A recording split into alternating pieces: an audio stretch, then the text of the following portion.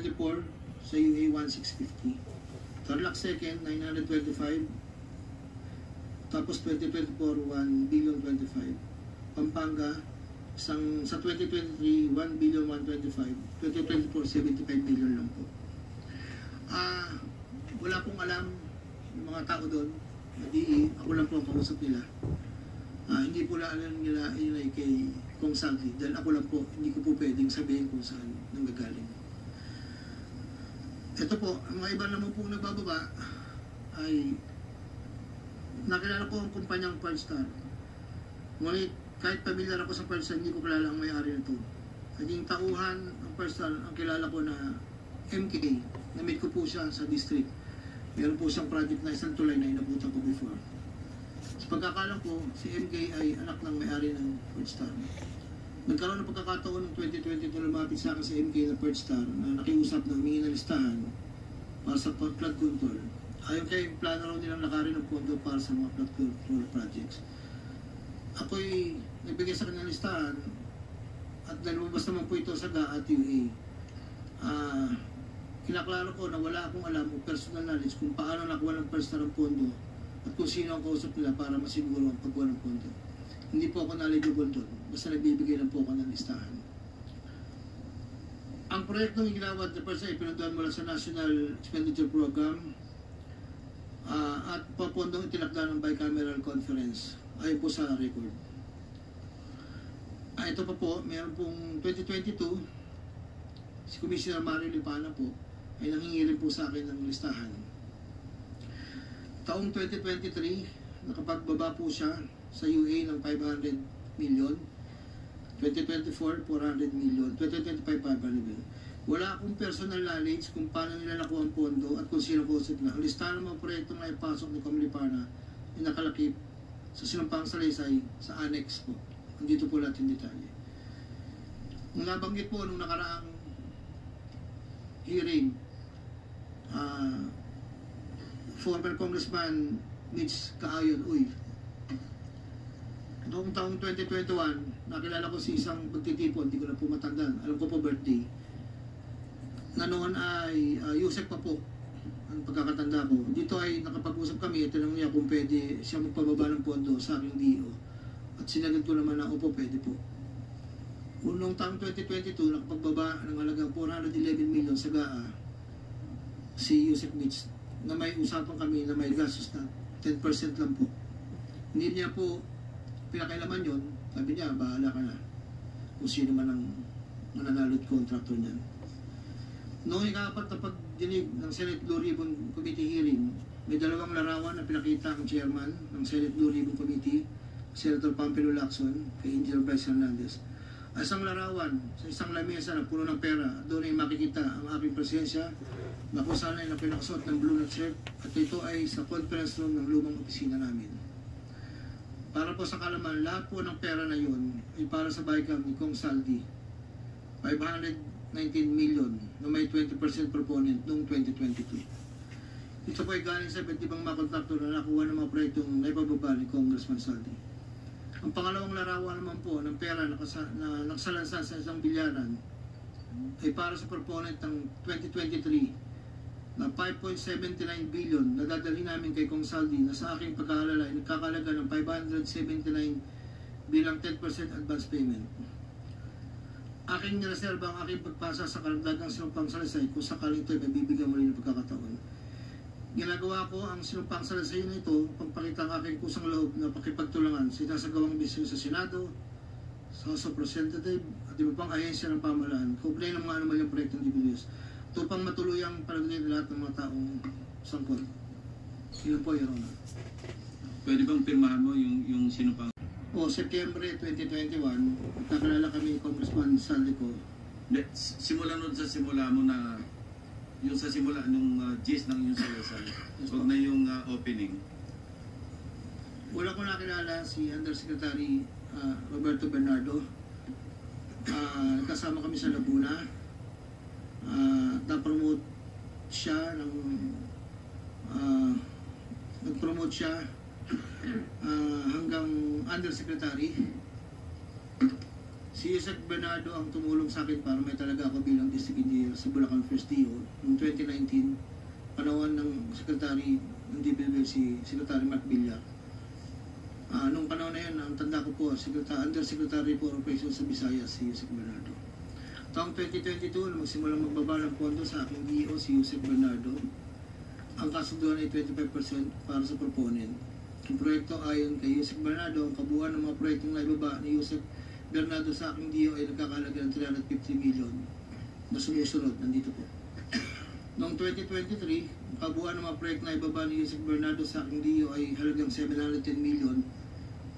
Mula sa halagang ito, 450 million ang pumasok sa NEP, 260 naman po ang sa GAA. Ang para sa proponent, 25% po, at may advance ito na 5 to 15 nakalimitang hinihingi ni Yusek Bernardo kapag ginap na ang NEP base sa pagdinig sa camera del representante. Samantalang ang pondo ng BICAM ay may advance payment na 5 to 10. Nakalimitang hinihingi matapos ang deliberation ng BICAM at ang balance ay babayaran pagbuo paglabas ng GAA. Ang detalye ng mga proyekto ay nandito po. Noong taong 2024, may kabuang pondo na 3.3 billion, 150 sa NEP, 300 million sa GAA, 2.85 sa UA. Nung naipababa ni Yusek Bernardo nga sa aking DO, muling nagpatuloy ang 25% na bayad sa proponent ng mga proyekto ito na binibigay kay Yusek Bernardo. Tulad ng 2023, ang usapan ay mayroon ding advance payment, depende na lamang kung ito NEP o GAA. Kaya limitang nutusan po ang aking driver na dalhin ang proponent kay Yusek Bernardo, minsan po sa parking ng Diamond Hotel. Ang detalye ng NEP 2024 ay mayroon saan dito po nakasulat po. Ayon kay Yusek Bernardo, ang GAA insertions ng 2024 na magkakalaga ng 300 para po 30 million na para kay, sabi niya po sa akin, para kay Senator Bong Revilla na noon ay kumandidato bilang senador para sa 2025.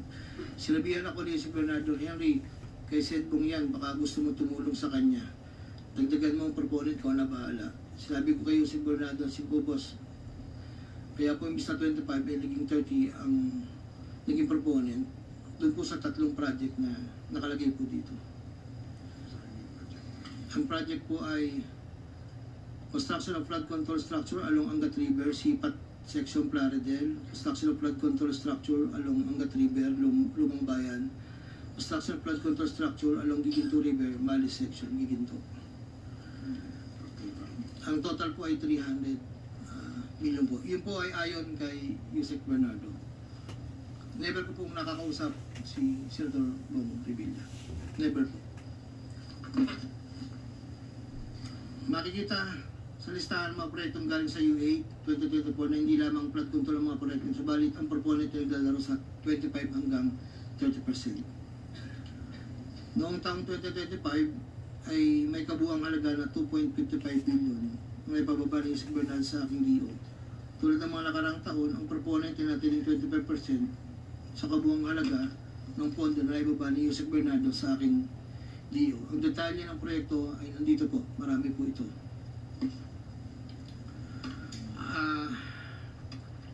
Taong 2022, yun nga po, nabanggit ko kanina, humiling si Senator Joel Villanueva ng proyektong multipurpose building, kakalaga ng 1.5B. Sa halagang 1.5B ay 600 million lamang ang napagbigyan ng pondo para sa multipurpose building. Hindi ito po ito napagbigyan, kaya napilitan kaming gumawa ng paraan ni Yusek Bernardo. Hindi humingi ng partikular na proyekto o prosyento si Senator Joel, pero inutos ni Yusek Bernardo bigyan na lamang ng proyekto na may katumbas na 150 million na proponent. Dahil dito, nabigyan si Senator Joel ng proyektong Unprogrammed Operations noong 2023 nagkakalaga ng 600 million na pawang mga flood control ng mga proyekto at kung saan susumahin na 25% ng proponent ay may halaga ng 150 million. Hindi alam ni Senator Joel na flood control ang mga proyektong nailan sa kanya dahil ang aking pagkakalam ay ayaw po ni Senator Joel ang project na flood control. Ang halagang 150 million din ako sa rest house sa Barangay Igulot, Bukay, Bulacan na iniwan ko po sa tao niya na nagangalan lang pong Peng. Sinabi ko kay Peng na pakibigay na lang kay boss, tulong lamang yan para sa future na plano niya. Hindi po nila alam na doon galing yun sa flood control. Matapos po na hindi na po kami nagkausap. Sa kay Senator Jinggoy naman po, sa pagkakatanda ko, nasa 2024 budget hearing kami sa Senado. Kasama ko si Yusek Bernardo. Sa pagitan ng alas 9 hanggang alas 10 ng gabi, habang kami naghihintay, tinanong ako ni Yusek Bernardo kung meron pa akong gustong lagyan at meron pang available na 355 si SJE. Ayon po kay Yusek Bernardo. Sabi ko po, boss, meron naman. Sagot ni Yusek Bernardo sa akin na ipasok ko agad sa kanyang listahan ng oras na yun. Agad-agad po akong nagpagawa ng listahan sa staff ko at sa loob ng 10 to 15 minutes, pinasa ko na po ang listahan kay Yusek Bernardo. Ito po ang listahan ng mga proyekto na banggit. Ito po ay puro pumping station po with floodgates. Ito po ay phase 3 dahil may nauna na pong phase 1, phase 2. Ito po ay 7 project. Meron pong 360 million, isang 45, isang 50, dalawang 40 million na may kabuang 355. Ang proponent po nito ay 25% at binigay ko yung Yusek Bernardo kasama ang may iba pang proponent ng mga pondong binaba niya sa akin para sa taong 2025. Wala po akong direktang transaksyon o direktang pakipag-ugnayan kay Senator Jinggoy. Pang-apat, Congressman Elizalde ko. Noong August 20 o September 2021, nagkakilala kami ni Congressman Saldico sa isang pagtitipon meeting sa Shangri-La, Bonifacio. Doon ay napag-usapan namin ang plano ni Kong Saldi na sumubok na magbaba ng pondo papunta sa aking distrito para sa iba't ibang proyekto. Pagkalipas ng higit kumulang isang buwan mula sa aming unang pagkikita, ako ay nagpasa sa kanyang listahan ng mga proyekto na may kaugnayan sa flood control at ang mga proyektong tayo lumabas sa General Appropriations Act of 2022. Na nagkakahalaga ng, dito po, 1, 2, 3, 4, 5, 6, 6 na proyekto po to. At ang pagkakatanda ko po to ay 519 million, ang una po.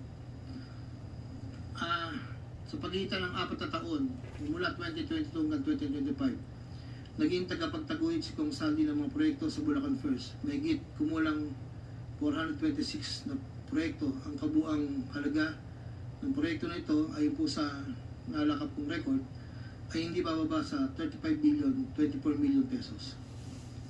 Billion or billion? Billion, Your Honor. Nandito po yung summary. Pwede ko pong state, Your Honor. Go ahead. Sa taong 2022, yun po yung una, bycam lang po ito ayon sa record ko. 519 million. Sa 2023, 5 billion 790 sa NEP, 3 billion 250 sa BICAM, at 3 billion 890 sa UA. 2024, 5.8 billion sa NEP, sa BICAM 5.084, sa UA 3.306. Sa 2024, nagkakalaga po ng total na 14 billion 190, sa 2023 12 billion, sa 2022 519. Noong pong 2025 ay 7 billion 385 na lang po sa NEP. Wala na pong kasunod. Sa bawat proyekto na pinapasok ni Kong Saldi, meron akong binigay na obligasyon sa kanya para sa pondo base sa aming kasunduan noong 2022. Ang kanyang hinihingi na budget sa bawat proyekto ay 20% lamang po noong 2022. Kung makikita niyo po, Your Honor, sasabihin ko na rin po ito, na yung larawan po nandun po sa kasama po ako nakatayo yung opisina, yun po yung 20% po na 2022 inaayos po namin doon sa litrato po. Subalit nung taong 2023 hanggang 2025 may tumaas ng porsyento ng 25% po. Ang pag-abot ng porsyento para kay Kong Saldi sa bawat proyekto ay kadalasang hindi isang baksakan. Ito rin ay nakadepende kung paano na ipasok o na-insert. Kapag ang proyekto ay napasok sa NEP, ang unang 10% ay agarang binibigay ko kay Kong Saldi. Habang ang balanse na 15% ay paglabas na po ng GAA within 1 to 2 months. Iniipon ko muna po yan bago po ipadala sa kanya. Kapag ang proyekto naman inaipasok ng Kong Saldi sa BICAM, ang unang 10% binabayad sa kanya matapos lumabas ang GAA at ang balancing 15% ibinibigay makalipas ng 2 buwan mula nang maaprubahan ng GAA. Pero kapag proyekto ay naipasok gamit ang UA, ang 25% ay agarang iniipon ko ba't ibinibigay kay Kong Saldi. Ang pambayad para kay Kong Saldi ay nanggaling sa mga advances mula sa kontratista pero hindi na alam ng mga kontratista kung para kanino advance na yun.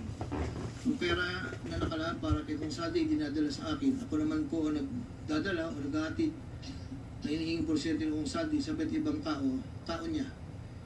Hindi ko po siya na-meet during pagdadala. Ang tao niya po ay may alias lang Paul at Mark.